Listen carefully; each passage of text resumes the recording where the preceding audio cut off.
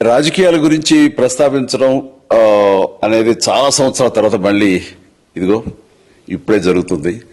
దానికి ప్రధానమైన కారణం తమ్ముడు పవన్ కళ్యాణ్, అలాగే చంద్రబాబు నాయుడు గారు తెలుగుదేశం నుంచి, బీజేపీ నాయకత్వం వీళ్ళందరూ ఒక కూటమిగా ఏర్పడ్డారు. అది చాలా సంతోషం, మంచి పరిణామం.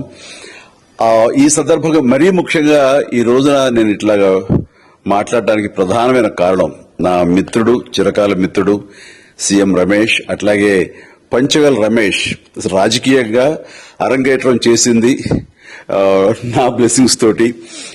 అది తను ఆ రోజు నుంచి ఈ రోజు వరకు కూడాను ఎక్కడున్నా నా దీంట్లోనే ఉంటుంటాడు.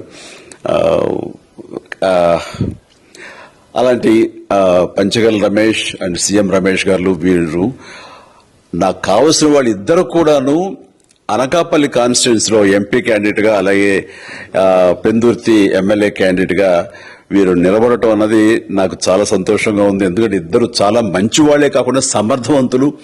ఇలాంటి వాళ్ళు అలాంటి కాన్స్టిట్యున్సీకి, దాని అభివృద్ధికి ఎంతగానో దోహదపడతారు అనే నమ్మకం నాకు చాలా ప్రగాఢంగా ఉంది. ముఖ్యంగా సీఎం రమేష్ గారికి కేంద్రంతో ఉన్నటువంటి సంబంధాలు, అనుబంధం ఇది మరీ మరీ ప్రత్యేకం. నాకు అది ఎప్పటి నుంచో తెలుసు. వారి గురించి నేను వింటూనే ఉన్నాను, చూస్తూనే ఉన్నాను. అండ్ ముఖ్యంగా ఆ కాన్స్టిట్యున్సీ, అనకాపల్లి కాన్స్టిట్యున్సీ అభివృద్ధికి ఈయన పరిచయాలు, కేంద్రంతో ఈయనకున్న సత్సంబంధాలు ఎంతో ఉపయోగపడతాయి. తద్వారా రమేష్ అలాగే మిగతా ఎమ్మెల్యేలు అందరూ కూడా ఎవరైతే అభివృద్ధి చేయాలి ఆయా ఎమ్మెల్యే నియోజకవర్గాలు అనుకున్నారో అవన్నీ కూడా సజావుగా సాగిపోతాయంటానికి దాని వెనకాల సీఎం గారి కృషి డెఫినెట్ గా ఉంటుందంటే ఎలాంటి సందేహం లేదు. అండ్ వీరి నాయకత్వంలో మిగతా వాళ్ళ ఎమ్మెల్యేలు అందరూ కూడాను కలిసికట్టుగా అనకాపల్లి అభివృద్ధికి ఎంతగానో దోహదపడతారు అండ్ రిజల్ట్ చూపిస్తారన్న ప్రగాఢ విశ్వాసం ఉంది. కాబట్టి వీళ్ళిద్దరి గురించి ఈరోజు ప్రస్తావిస్తున్నాను. మీ అందరి ఆశీస్సులు వీళ్ళకి ఉంటాయని ప్రగాఢంగా నమ్ముతూ సెలవు తీసుకుంటాను. ప్లీజ్ వారిని గెలిపించండి. అనకాపల్లి నియోజకవర్గం యొక్క అభివృద్ధిని మనందరం చూస్తాం. అంతేకాదు, నాది చాలా పెద్ద కోరిక, ఆంధ్రప్రదేశ్ అభివృద్ధి పథంలో ముందుకు వెళ్ళాలి. దానికి గాను మీరందరూ నడుము బిగించండి.